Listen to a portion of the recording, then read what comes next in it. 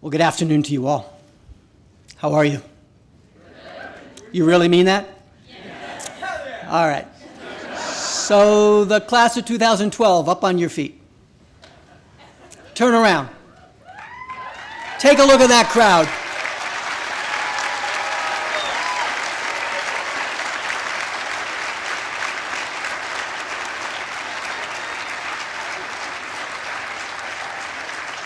Actually, what I want them to do is to applaud for you.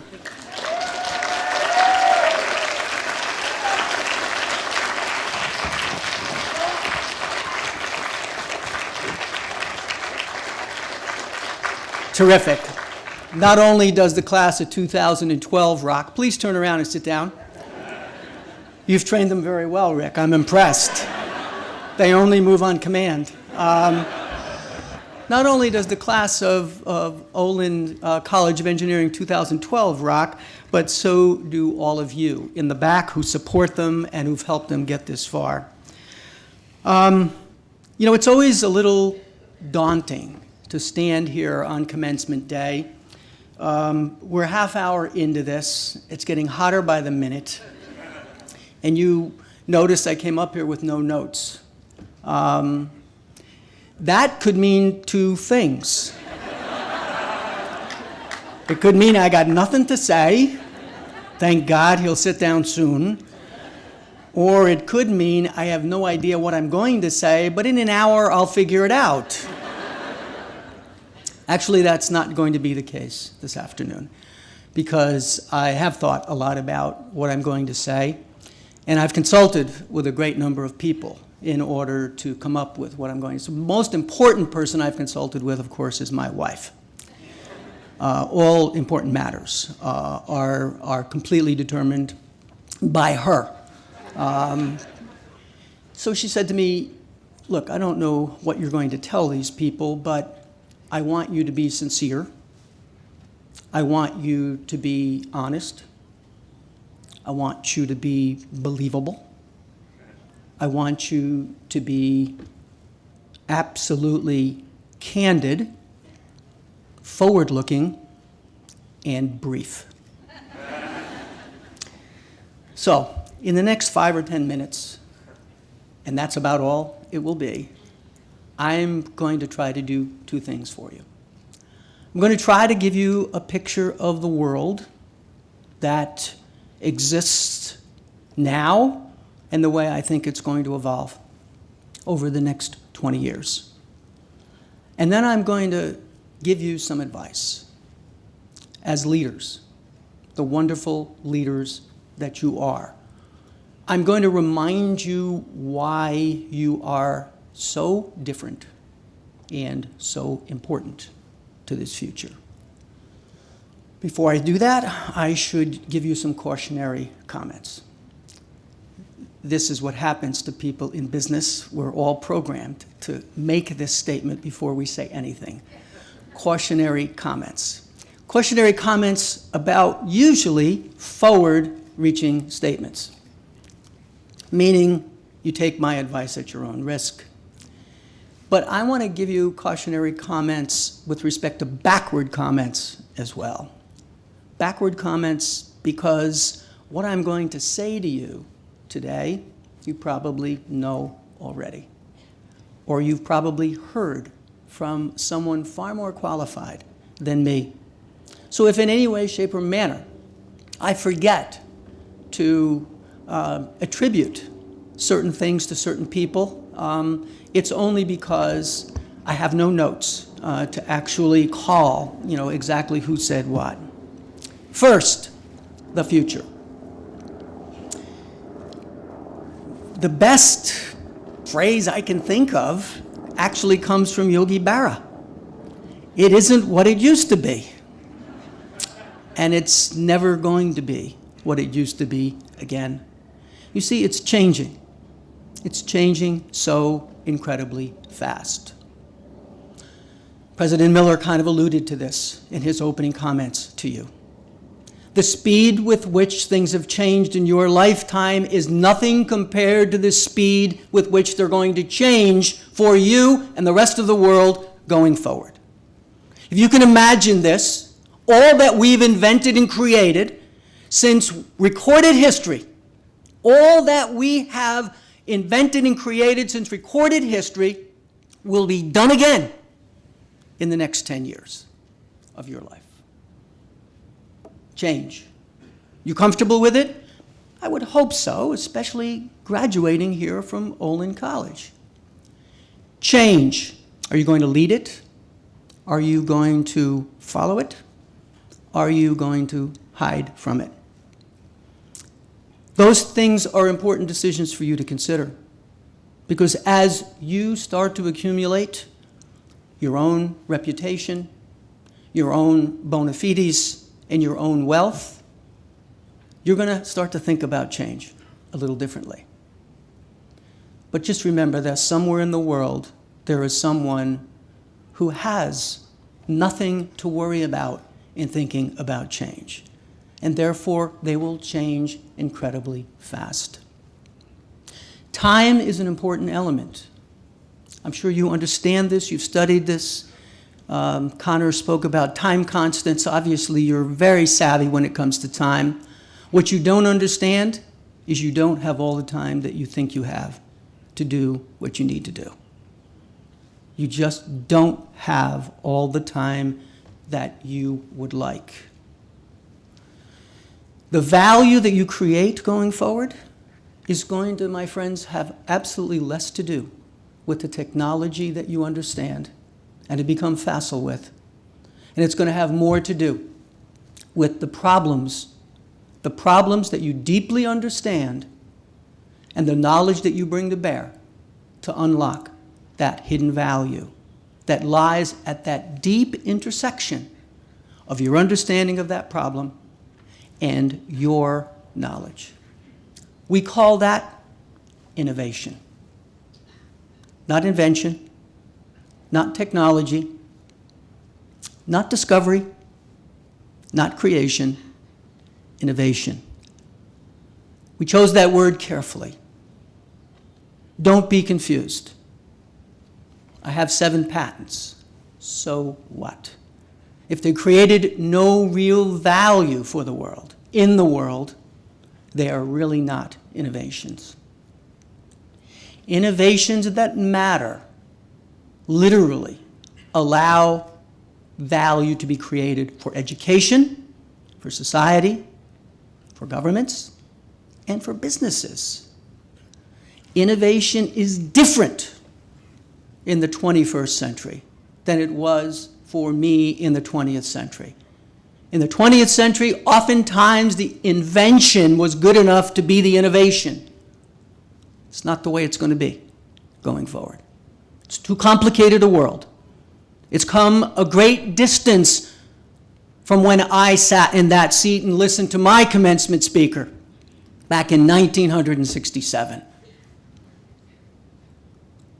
But the opportunities are there for you to be the innovator here in the 21st century. The opportunities are there for this country and whatever country you come from to take that leadership position. But you have to think differently. You have to think. You have to think about the problem first. And don't start with the answer. Don't start with the knowledge that you have and the presumption that you have and the bias that you have. Start with better understanding the problem. Now, I'd expect you to say, we do that here. We're project-based people, problem-based people, project-based people. That's the way we learn here at Olin College. I hope so. I hope so. I really hope so. Because that's the bet we're making on the future for the growth of this country and the world in the final analysis. Innovation. It's just the most important thing that you could ever touch or put your hands on or wrap your mind around. Open, collaborative, multidisciplined, global. Those are the characteristics of the environment that you want to work in or to create. I'm so glad that a number of you are going to work in startup companies. And I'm just as pleased with all of you who have opportunities to work for established companies. Innovation knows no bounds, small, medium, or large. Just because you go to work for a large enterprise does not mean you cannot be entrepreneurial. You can be innovative. You're going to have to be innovative if you expect any of those companies that President Miller talked about to succeed going forward. I learned this the hard way at IBM. For 44 years at IBM, I'm an electrical engineer. I did real work for a living.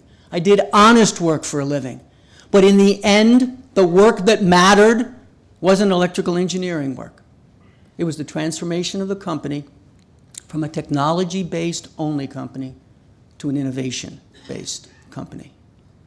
And I think we did that reasonably successful.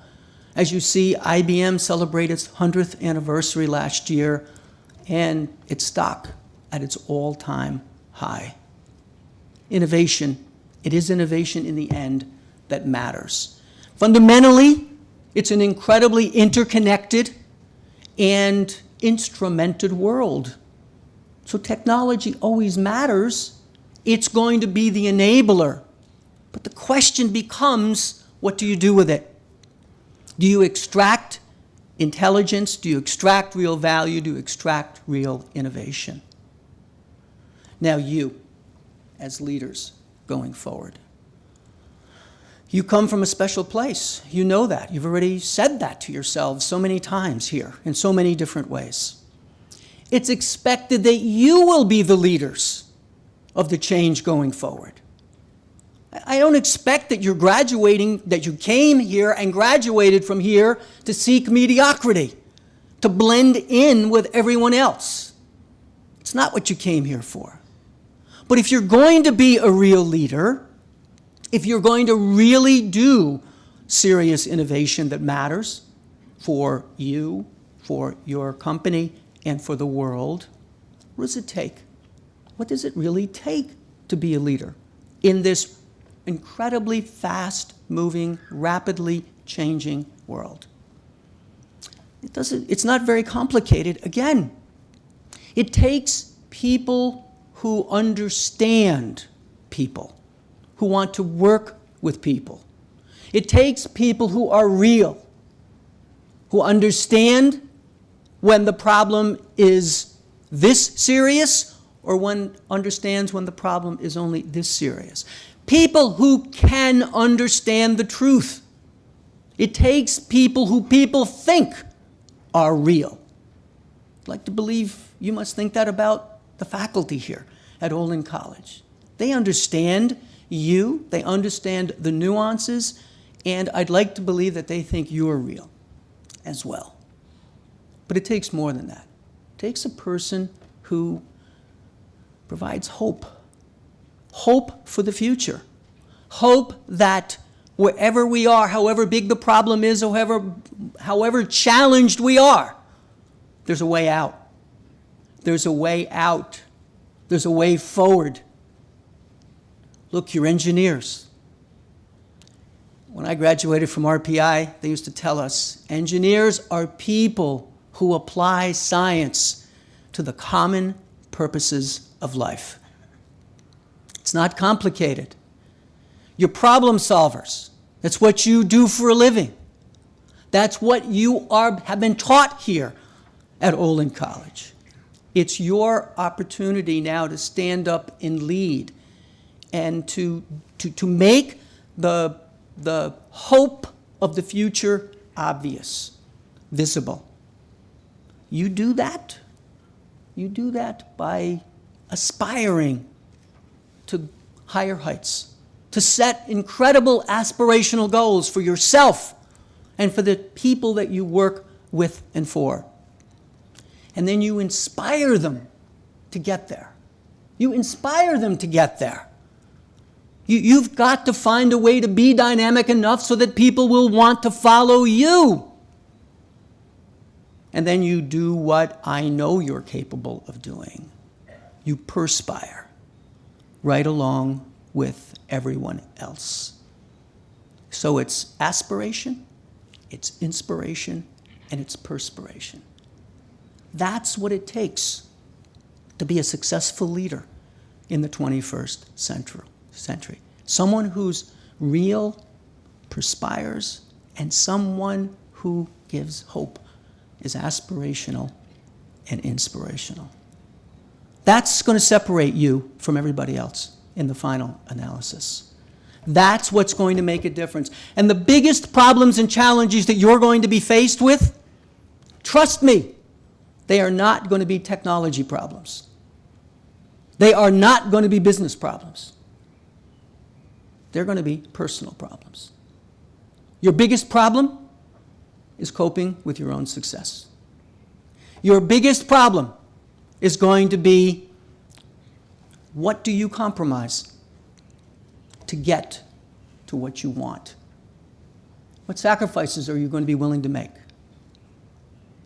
It's going to end up being a personal decision, my friends. It always has been. It always will be. That's the problem that leaders end up having to deal with. Success will be there for you. How do you want it? How do you want to get to it? How do you want to achieve it? Because remember this, and I'm sure Olin must have taught you this. The answer sometimes doesn't matter. It's the process you used to get there. It's the way you got there. It's the approach you took. And you know what? Sometimes that's where the innovation is as well. I congratulate you. I salute you. I'm honored to be here to speak with you and in some way, shape, or manner help you look forward. Don't forget, though, every once in a while, to look back. Remember how you got here. Remember who you are, what you stand for. What do you really mean? Change everything else. Never change who you are. Never forget your heritage. Never forget what you stand for and what you fundamentally believe in. You are special people. I expect special things from you. It's your curse. It's your burden. You chose to come here.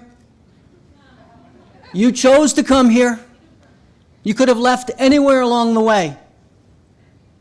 You're going to go through this rite of initiation, one more piece of it in just a few minutes. That places a special burden on you. Carry it well. Carry it wisely. Carry it proudly. Good luck, and God bless you all.